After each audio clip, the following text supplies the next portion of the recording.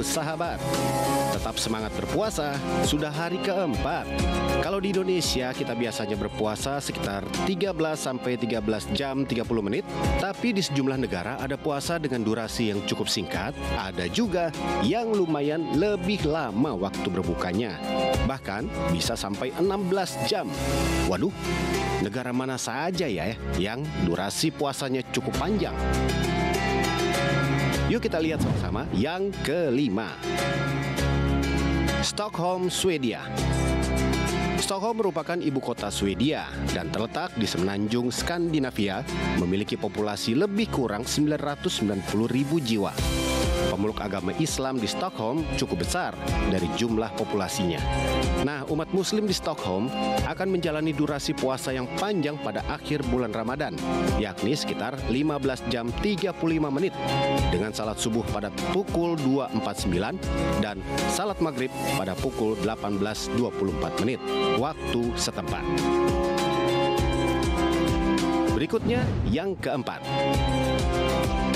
Helsinki, Finlandia. Masih dari Skandinavia, tetangganya Swedia nih, yakni Finlandia. Tepatnya di kota Helsinki yang juga adalah ibu kota negara. Memiliki populasi sekitar 650.000 jiwa dan 2,3% dari populasi tersebut adalah umat Muslim. Sama seperti di Stockholm, umat Muslim di Helsinki juga akan menjalani puasa yang cukup panjang pada akhir Ramadan, yakni 15 jam 35 menit, dimulai pada salat subuh pukul 3.20 dan berakhir pada maghrib pukul 18.55 waktu setempat. Berikutnya yang ketiga, Oslo, Norwegia. Lagi-lagi dari negara Skandinavia nih sahabat, yakni Oslo, ibu kota Norwegia. Kota Oslo memiliki populasi 700.000 lebih jiwa dan 9,5% dari populasi itu adalah umat Muslim. Puasa terpanjang yang akan dialami umat Muslim di kota Oslo adalah juga pada akhir Ramadan, yaitu 15 jam 40 menit, mulai dari pukul 3.14 hingga pukul 18.54 waktu setempat. Berikutnya yang kedua, Reykjavik, Islandia. Wah, nama kotanya susah ya sahabat untuk disebutkan. Reykjavik merupakan ibu kota Islandia yang juga masih satu rumpun dengan negara-negara Skandinavia. Kota ini memiliki populasi yang tidak banyak, hanya sekitar 140.000 jiwa, dengan pemeluk agama Islam mencapai 0,4%. Meski tidak besar, umat Muslim di Reykjavik akan menjalani tantangan berpuasa cukup panjang pada akhir Ramadan, yakni 16 jam 29 menit, dimulai pukul 3.42 hingga pukul 20:11 menit waktu setempat. Nah, sahabat, kota di negara mana yang puasanya paling panjang? Kita lihat yang pertama, Nuuk, Greenland. Nuuk menjadi kota kecil di Greenland yang menjadi negara bagian Denmark dan berpopulasi hanya mencapai hampir 20.000 jiwa, di mana umat Muslim di kota itu hanya berjumlah belasan orang. Meski begitu, umat Muslim yang ada di kota Nuuk juga akan menjalani puasa terpanjang pada akhir Ramadan, yakni selama 16 jam 31 menit, mulai pukul 3.40 hingga 20:11 waktu setempat. Nah, itulah kota-kota di sejumlah negara yang memiliki durasi puasa yang cukup panjang. Wajar saja karena letak geografisnya, di mana jika musim kemarau matahari akan bersinar lebih lama ketimbang datangnya malam, sehingga mempengaruhi kalender lunar dengan mengikuti posisi matahari saat fajar dan terbenamnya. Oke sahabat, berapapun lamanya durasi puasa, tetap semangat menjalani bulan Ramadan. Dan yang terpenting adalah jaga kesehatan.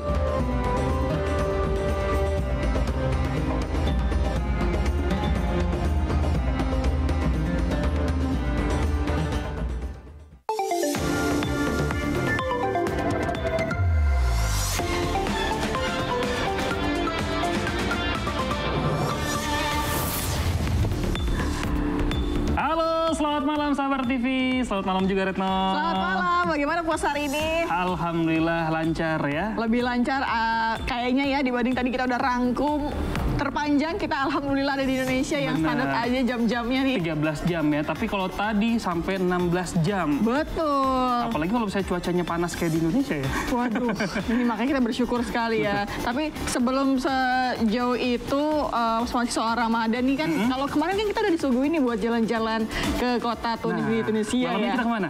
Sekarang kita akan ajak sahabat RTV ke Turki, gimana? Wah, Turki asik juga tuh banyak destinasi wisata yang bagus di sana ya. Betul. Masjidnya juga gede-gede di sana. Nah itu justru di situ, di sini untungnya ada sahabat RTV di sana. Ini namanya ada Ninoze Zauza yang bakal ngajak kita peleserian langsung ke Turki ngeliat masjid terbesar.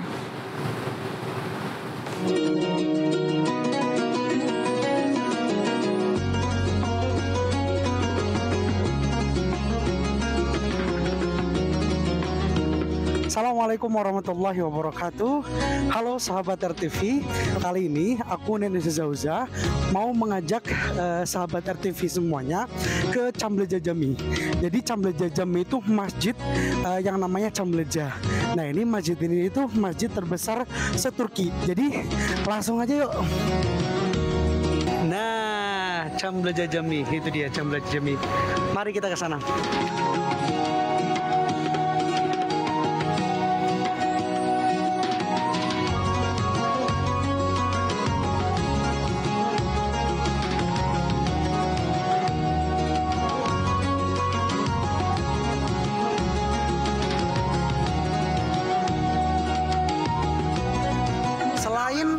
Kita menikmati bangunan atau masjid Çamlıca terbesar di Turki ini. Kalau kita balik ke sini, sahabat bisa lihat Karembul, kita bisa lihat karena memang di sini itu tempatnya tertinggi di bukit di Istanbul, maka seluruh Istanbul bisa kelihatan di sini, sahabat RTV. Di sana juga ada laut Bosporus, kita kelihatan juga di sini, sahabat RTV.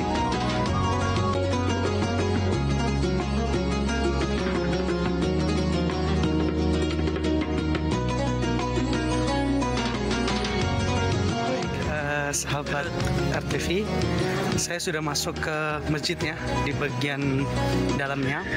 Nah, kalau dilihat tuh, itu tempat imam di situ dan tempat khotbahnya di sebelah situ juga tuh. Nah itu.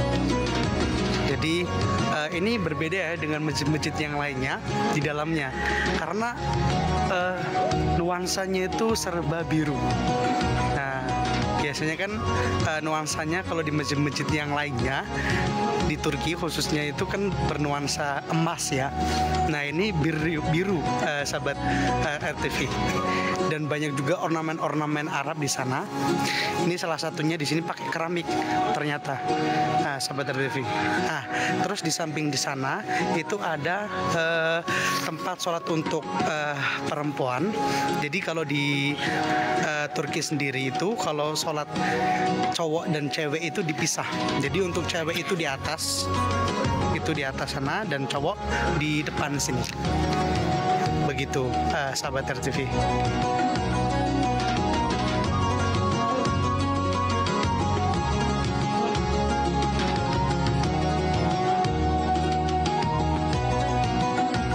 Begitulah sahabat RTV, sekilas tentang Çamlıca Camii. Jadi jangan lupa kalau sahabat RTV datang ke Turki, khususnya di Istanbul, jangan lupa ke Çamlıca Camii. Assalamualaikum warahmatullahi wabarakatuh.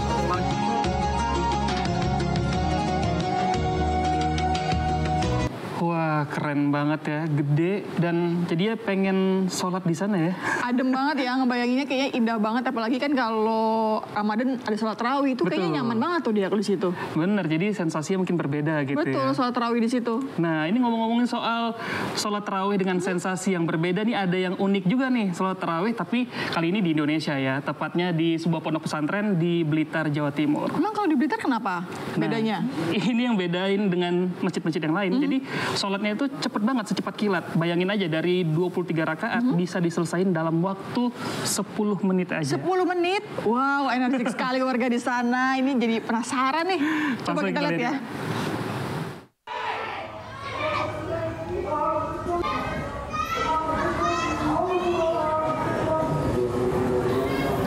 Loh. Ini videonya dipercepat ya? Atau memang gerakan sholatnya yang secepat kilat? Bayangin aja sahabat, 23 rakaat sholat tarawih beserta witir diselesaikan dalam waktu cuma 10 menit. Terus kenapa sholatnya bisa buru-buru gini ya? Meski gerakannya sangat cepat, sholat di Ponpes Mambaul Hikam di Desa Mantenan, Blitar, Jawa Timur ini ternyata tetap didatangi oleh banyak jemaah. Bahkan jumlahnya nggak main-main, sampai ribuan.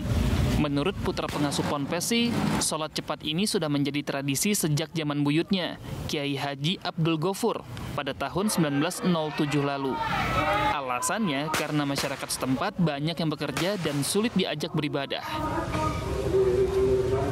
Sampai sekarang seperti ini. Dan ini sekali lagi tidak mengurangi rukun dan juga tidak merusak keabsahan sholat.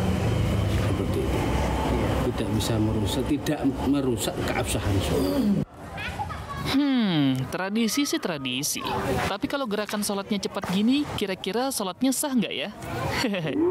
Dari Blitar, Jawa Timur, Budi Sutrisno, RTV.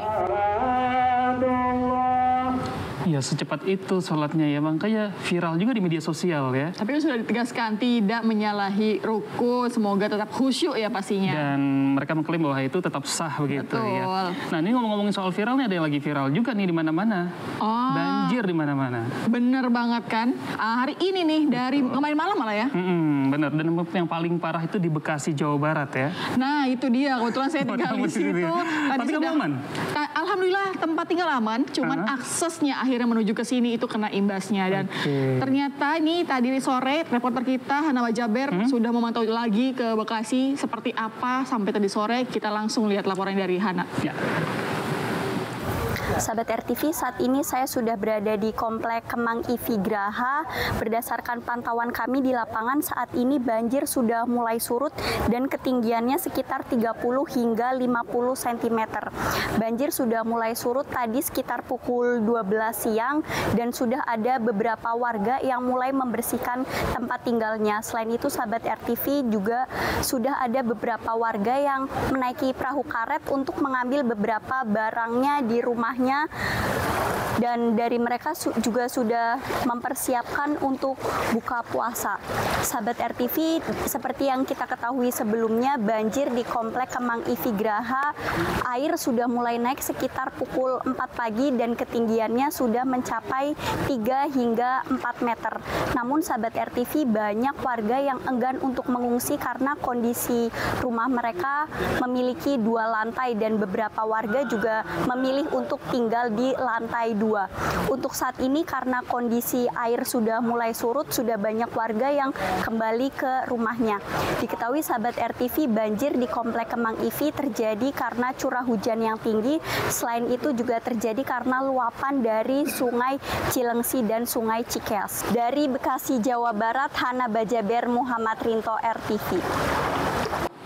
Nah begitu kondisi di Bekasi, Jawa Barat, dan memang dari semalam hujan deras yang terjadi dari kemarin malam itu memang imbasnya atau dampaknya ini cukup mengkhawatirkan ya. Tidak Banyak hanya ya. banjir saja, tapi juga tanah longsor. Nah, benar banget ini. Masih di Bekasi, Jawa Barat juga nih. Salah satunya di pusat perbelanjaan juga bahkan kena imbas dari jebolnya tanggul di sana. Dan pas banget nih jebolnya tuh pas jam mall itu buka. Waduh, ini jadi nggak ada barang-barang yang bisa diselamatin dong ya? Airnya masuk gimana Airnya dong? masuk. Nah, selain itu nih juga ada jalan raya Batu Tulis yang longsor dan hampir menimbun jalan yang ada di bawahnya. Waduh, coba kita lihat nih ya.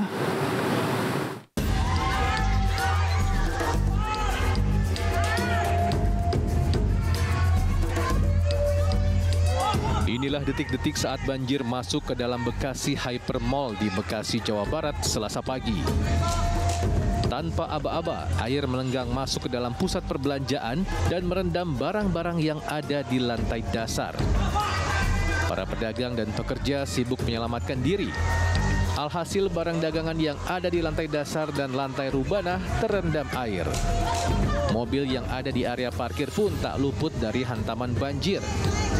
Banjir ini diduga terjadi karena tanggul Kali Bekasi jebol.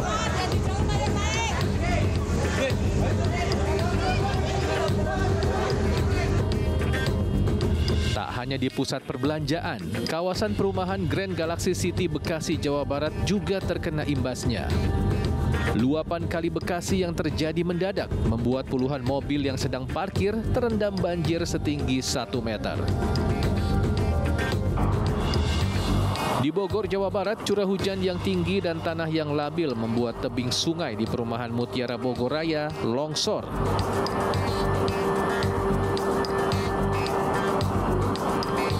Saat kejadian, seorang warga langsung mengamankan mobilnya setelah longsor terjadi.